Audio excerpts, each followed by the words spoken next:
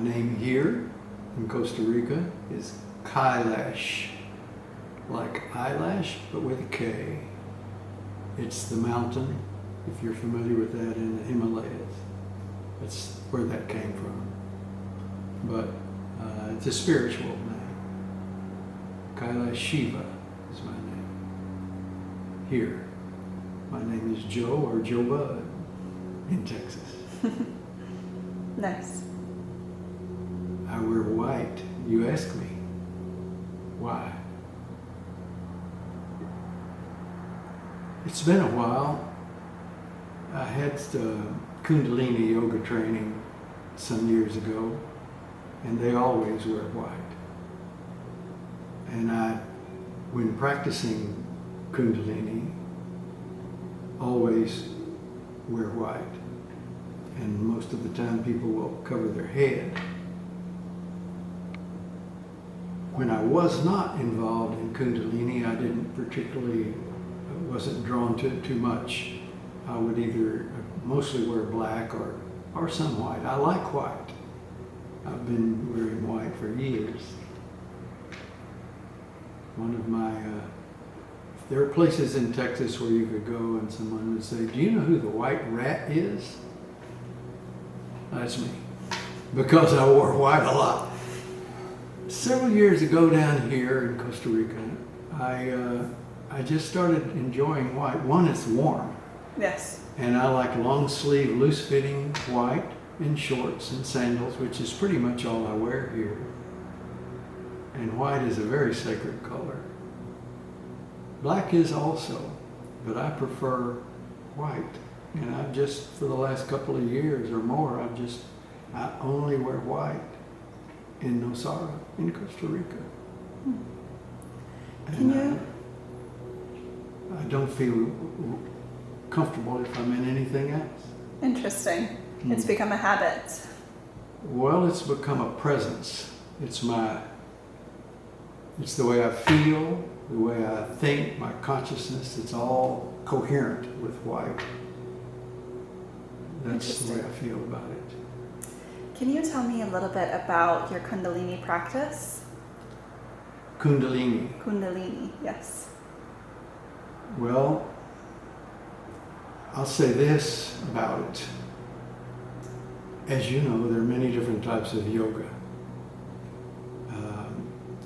Quite a few. They vary in terms of their emphasis. I guess that's as good a way to describe it. Some are more interested in the physicality of it, the asana or the kriyas, the physical part of the postures. Some are more interested in the etheric element, the relationship between the finite, ourselves, and the infinite. Some are more inclusive of pranayama, breath work, or conscious breathing. Some are strictly more follow the Yoga Sutras, and some don't deal with that at all. Some are purely relaxation physically, like yin yoga, different kinds of things. And me personally, I started with different types of yoga and ended up being drawn to Kundalini a while back and investigated teacher training, not because I intended to be a teacher, but because I would like to deepen my practice. And on the third attempt, I resonated with the teachers. The first two, it's okay, but it didn't move me. Mm-hmm. And the last teachers that I had for that training were an interesting group. One was particularly good at the Kundalini traditional techniques and postures and rationale, reasons for these things, explanations for this. One was a registered nurse who was handling the anatomical portion of the teaching, so that obviously we want to better understand how our bodily systems contribute and work. And the third teacher was a man who was particularly involved with pranayama and meditation and that element of the yogic experience or yoga intentional direction. Yoga means unity, and Kundalini, in my belief at the time and still, is the type of yoga that integrates that physical things, those postures. And in Kundalini they're called kriyas. In Hatha yoga they're called asanas, and most other kind of yoga postures. That's what they are.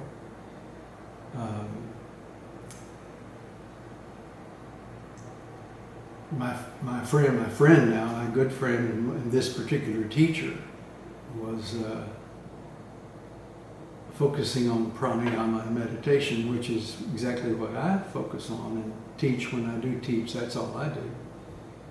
And I think that's the most important thing there is pranayama, or conscious breathing, is the most powerful tool that we all have to self-regulate our minds and bodies. No question. Drugs will do it, but only temporarily. And it's not as pure a thing, I don't believe, as if you can reach some sort of stillness and higher consciousness via doing something that is natural, and breath is natural. Breath is prana, it's energy, it's where the bulk of our, they say 80% of the energy comes from breathing, not from food, water, 80%, just to pitch that out for what it's worth. But, we breathe constantly. How long could you last if you didn't eat? 3 days. Nah, if you didn't eat, you could hang in a month. A month? Probably before you died. Maybe 3 days is water? That's right. Okay. So, water, you got 3 days max, maybe less. Breathing, how long are you going to last? About a minute and a half. Maybe 3 or 4 minutes, and you're not here. Yeah. Some people can have skills for longer, but yeah. So you just think about it for a minute, and you realize, I see. So we're constantly bringing in prana, or energy, to our bodies to give us the strength and energy to be who we are in this physical realm. There are opportunities to shape your consciousness, through the physical body, through the physical process of breathing. Different breathing techniques are called, or pranayams is what they're called, from the science of breath work, pranayama. With different breathing techniques, you can shape and alter your physical state. You can bring in a lot of energy. If you're depressed, there are certain things that you can do, techniques to bring in a lot of energy to move beyond that. If you're anxious or nervous or suffering from anxiety, there are techniques to bring in relaxation, to ground yourself and become more open and receptive to things, the real stuff. Yes. Your essential self, your true self. You have a chance to become aware that you are not your mind, you're not that mind-ego conglomeration that's always on and messing with you one way or the other. We use our minds, it's a beautiful tool for us, the mind and the ego and all of that, to achieve things and do things and function. The problem comes when you lose consciousness of the fact that you are not your mind or your ego. You would be closer to think that you are in your heart, in your spirit, the sanctuary of the soul in your heart. And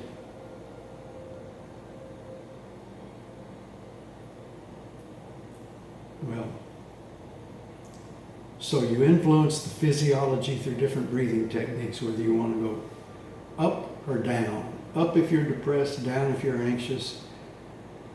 If you're apart from all of that, when we talk about the single most important thing, I think, for all of us is stillness. Having time to be quiet, a space of stillness, to separate yourself from the sensory stimulation or thoughts that are coming into our brain all the time. To separate, get some space there. And and therein is the doorway to higher consciousness, stillness. And you can help find that particular space with different types of breathing techniques that will naturally slow you down, facilitate the opportunity to transition toward a place of quietness where you begin to see and feel who might be your essential self. So that's enough of that conversation, but it's what drew me to Kundalini, to answer your question, and what I most enjoy and respect about Kundalini is the emphasis on pranayama and meditation and the relationship between ourselves, who we are here at this point in time, and our relation to the whole. We are obviously all connected in every way, but this approach heightens the awareness of that, which is the natural and beautiful way, and the way we all are. It's the way the world is, the way life is. It's just difficult. Mm-hmm. We get distracted by the fire hose of information that's coming at us all the time. Yes. In this culture right now, it's not healthy. I mean, I'm stating the obvious, and we all know it. I mean, it's hell to get away from it, and hard because we've become so conditioned to this. And so the tools that we can find to allow us to find that space to really appreciate who we are as a soul, as a person, as a being, it's possible. So you don't have to take ayahuasca or psilocybin or anything like that to get there. It might give you a glimpse of where you might want to be or go, and if that's what one wants or needs or is interested in, well, that can perhaps help, in your thoughts about consciousness for yourself. I wouldn't personally recommend that as the go-to vehicle. I would recommend it only if someone really feels the want, the desire, or is called to do that, because there are other ways to get there. But the journey is important. We all need to be trying to get there. Okay? Because the world is a kind of not sane right now. It's not a sane environment we live in. And we were talking earlier about the world, the environment, the state of the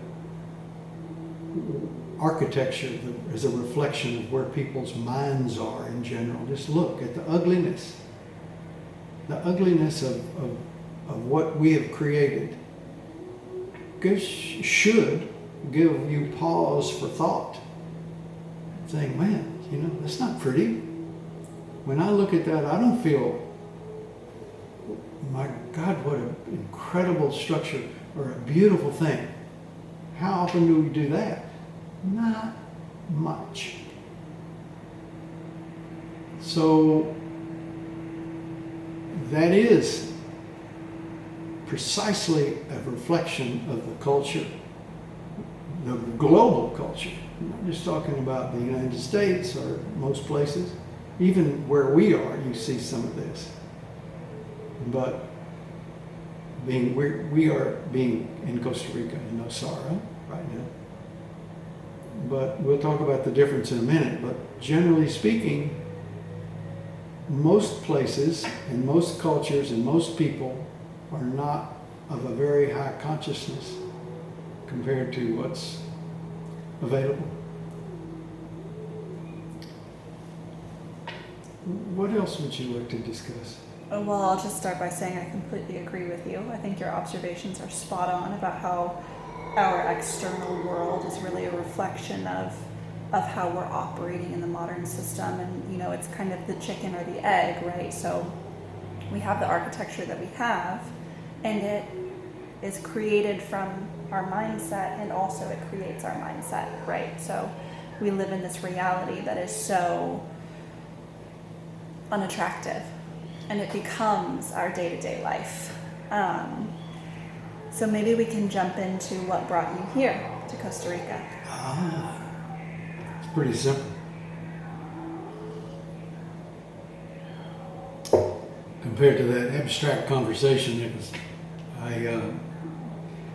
in my journey from Hatha yoga to different yoga to Kundalini and this and that, I began to know a yogini teacher, a yogini, beautiful woman, multi-modalities,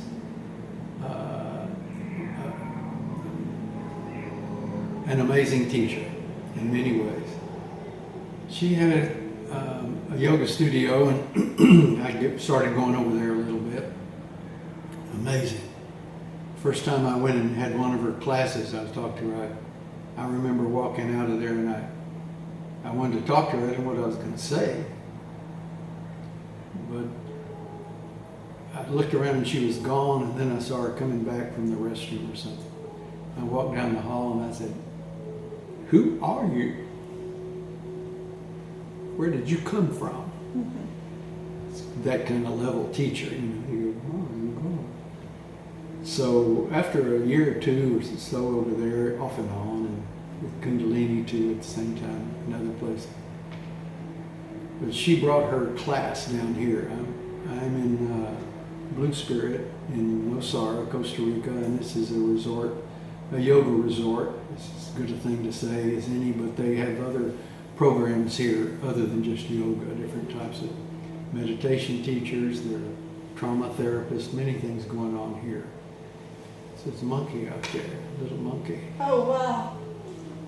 So yeah, Little baby one, huh? they're on the road going somewhere. I bet they love it here. This is an oasis even for them, huh? It is, and particularly within Blue Spirit, all the electrical cables are underground. Oh, so yes. There's nothing. They are often electrocuted. I've seen.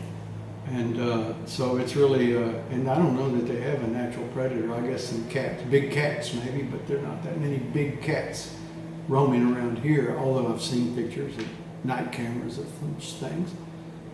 But so I came down with her about 5 years ago with her class. I decided, hey, I'll just come on down, you know. Sure.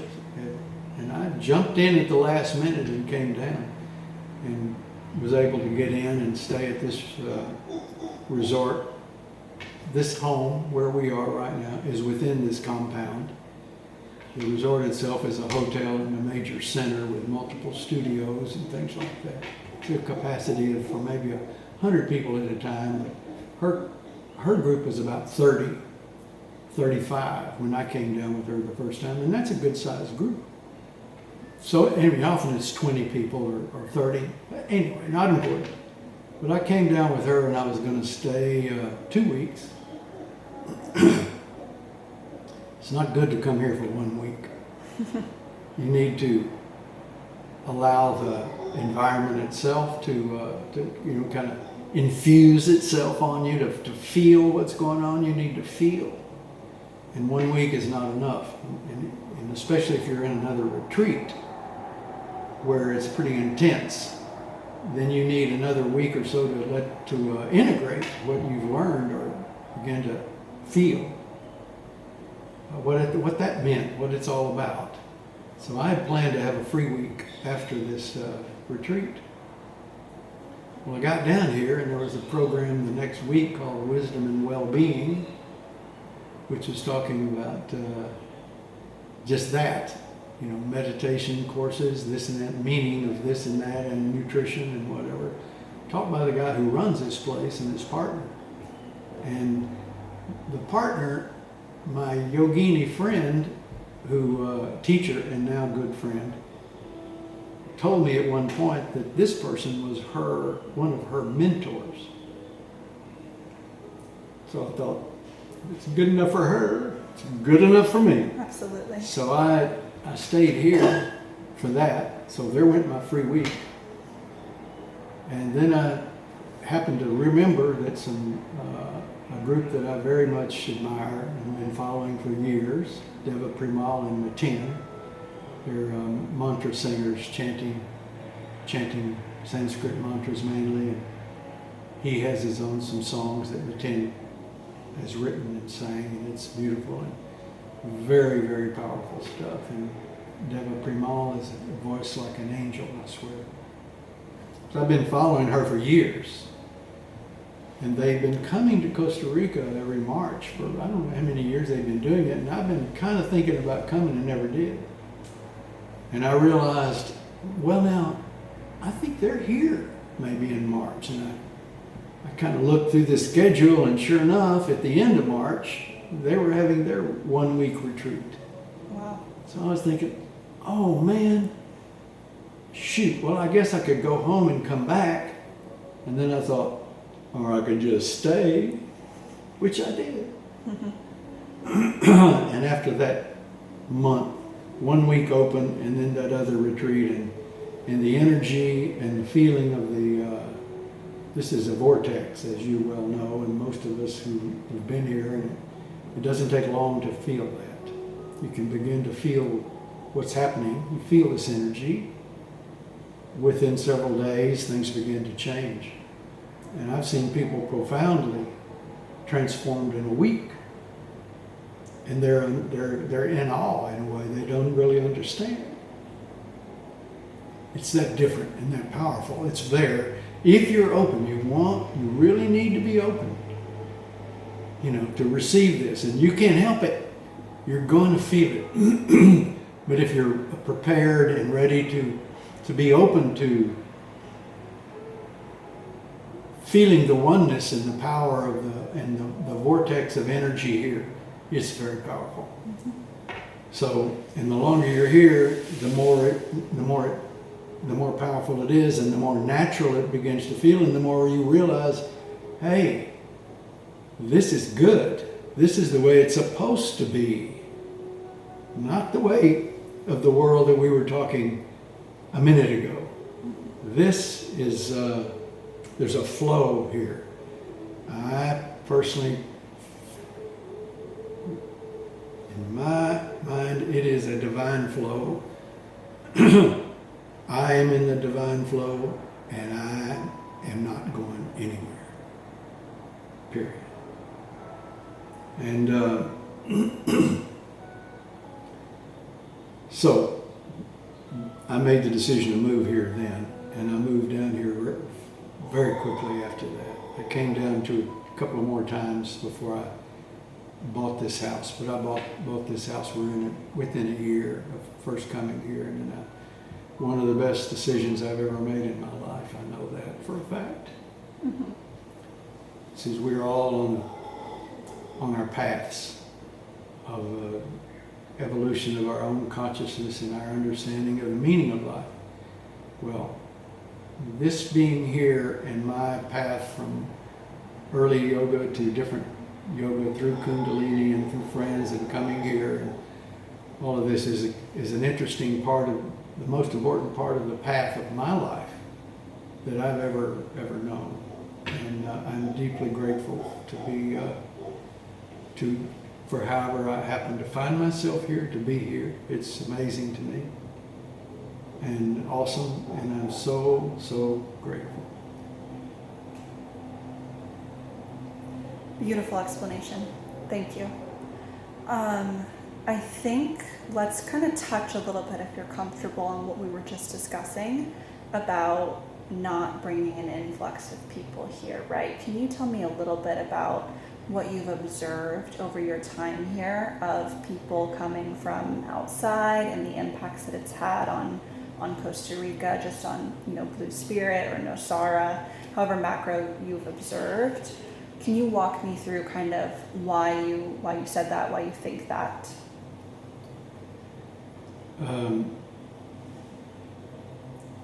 Well,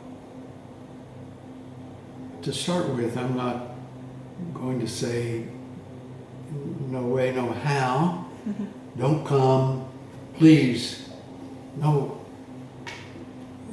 But I do think it's important for people to understand what they're getting into, so to speak.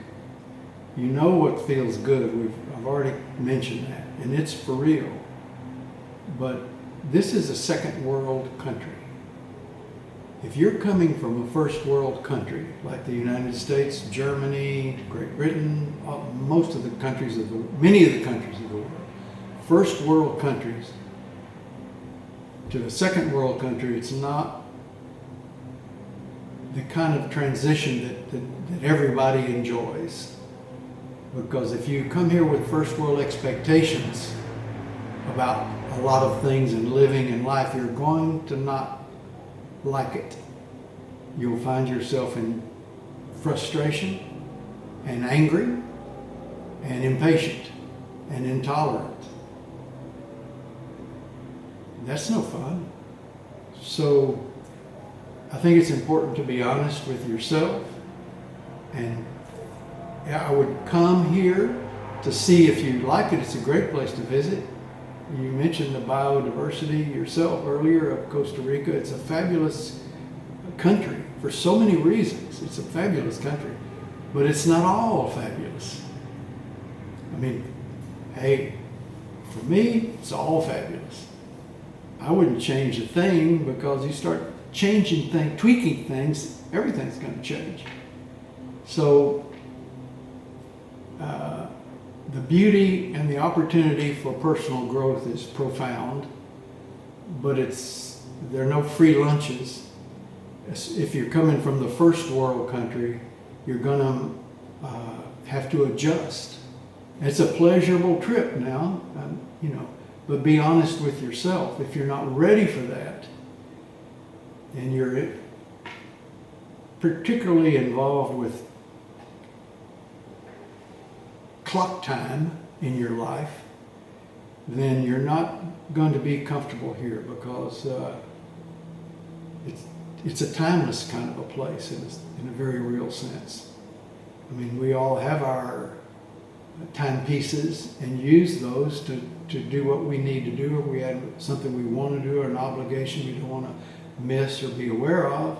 Certainly there's obviously reasons to know what time it is, but the belief that time is everything or something, or everything is clock time oriented is unhealthy, because it keeps us too distracted from an appeal to who our consciousness, our true selves, and to growth and opportunity. You can't grow if you're time bound. So in your evaluation where you might want to go, or who might want to be here, or who's comfortable when they get here, it's those people who are able to understand all this and are comfortable with those kinds of situations. So that kind of a reality, that what is Costa Rica. And I'm speaking not only just of the area that we're in. Every area is different. This is not a rather developed part of the second world in Costa Rica here. There are quite a few things available here. I mean, we don't have any Walmarts, or anything like that. But you can get things here. Nothing off of Amazon. I'm sorry? Nothing off of Amazon. Well, actually you can, but it costs more. You've got to pay for shipping, and then some duty, and there are people who do that for you, forwarders and things, but it costs you half again or 3/4 more than what you get it for Amazon. Interesting. So you can get the stuff.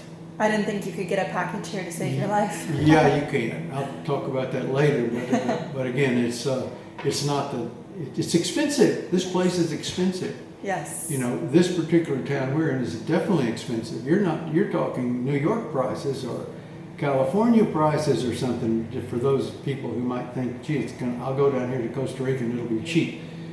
It is inexpensive in certain places, but not where we are.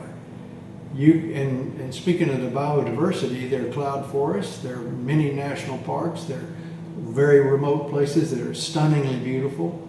But the more remote you get, the less, quote, amenities that they have, like places to get food or shop or restaurants or anything. I mean, this place is a small town. This is not like how many people are here? 3,000 or 4,000 people.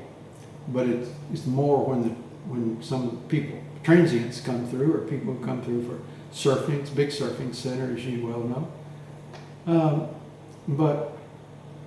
So that's my caveat for people who are thinking this is paradise and I'm moving. You need to come down and see how it sits with you, with the awareness that it's not going to be as convenient as perhaps where you come from. This is one of my everyone questions, and I haven't fed you one of these yet because we have such broader questions to discuss. But this is one of my basic ones, so please add your own very creative spin on it, as I'm sure you're able to. But what is pura vida to you? Pura vida. Pura vida is the expression that the locals use, the ticos and tica,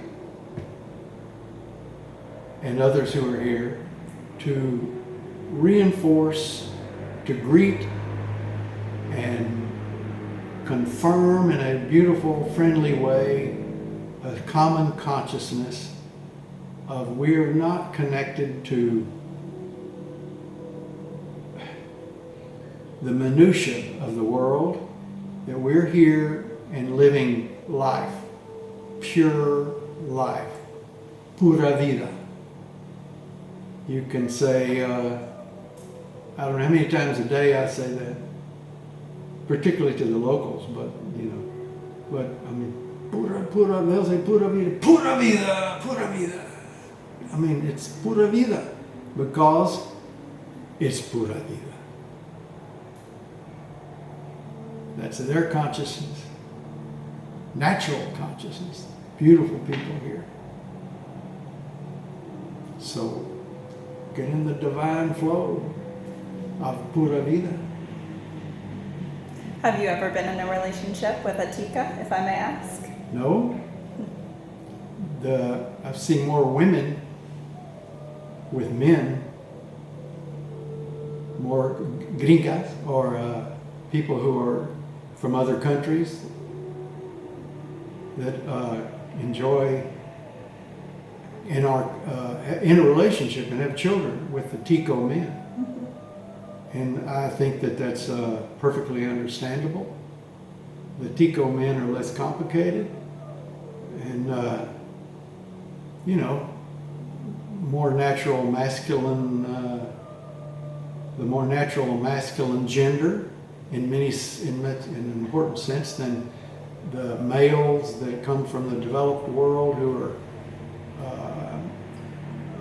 the masculine gender, male of course, the young, they're the hunters, the gatherers. The male energy is projected, female energy is receptive.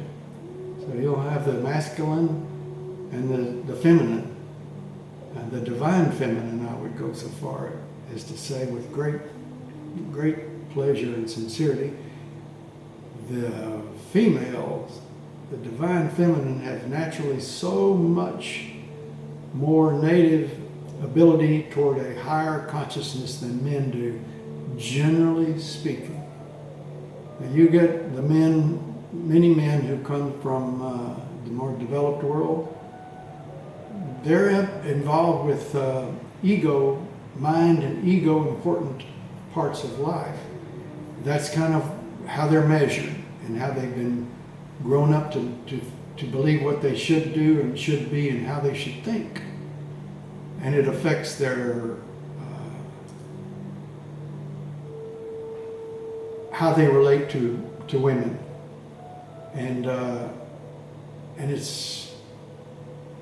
it restricts, I think, the possibility for a very high consciousness relationship with women. The women here, and many of the women here who are not tikas, who come down here, for whatever reasons they find themselves here, they are of a consciousness where they like and enjoy this, and they're here because of that. But the masculine counterpart to that is the Tico man. They're less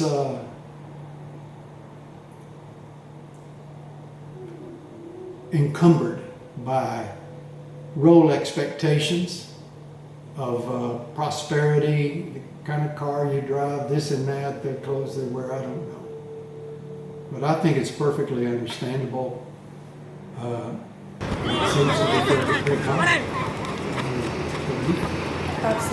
Absolutely, absolutely. I've seen a lot of both, but I think your observation is absolutely correct. I think maybe from a female perspective, I have seen some relationships between Tico women and foreign men, absolutely. And those relationships do seem to be along the very classic gender roles, right? Very, very typical, and not in a divine way. Not so much in a we're joining paths to elevate our experience, but more so in a she cooks and cleans, he brings home money. That's right. That's definitely what I personally have observed. And I have also witnessed, I feel like there is a large exportation, if you will, of American culture, of capitalist culture to the people here. And so just to kind of counter what you said about the men being less interested in, the car they drive or how much money they make, I feel like I have seen, not just in men, but also in women, a lot of those capitalist ideas very deeply entrenched. We talk about Pura Vida, we talk about Costa Rica, and you think, they don't hold, the local people here, they don't hold those same kind of twisted capitalist beliefs. But I have seen a couple times that have shocked me, people telling me how much they want to make money, they want to have fancy things, and, even some people who I've met here who I know are not very well off, they don't have a lot of money. They always, every time I see them, are in new clothes or new Nikes, stuff like that I feel like is a very Americanized style of living. Clearly, I understand what you're saying, and I agree. I mean, honestly, they're surrounded with people with a bunch of money. And the expatriates and the other tourists who come through here, they have a lot of money. Even if they don't have much money, they have a lot of money compared to some of the local people. And so it can breed an envy and a natural thing. And what is the natural way? I mean, they want more, and the way to more is money. So some of that natural pura vida consciousness is not so as much prevalent in a place like where we are in Osara as other areas. Absolutely. And there's always the reality that people need to eat, and the place, there's abundance everywhere. Nobody's going to starve, but if you go buy things, you need money to buy things. Yes. So everybody wants to make some money. I mean, it's been that way forever. But I get your point about, and I think it's valid, that the Ticas marrying the males from other parts of the country have a different sort of relationship than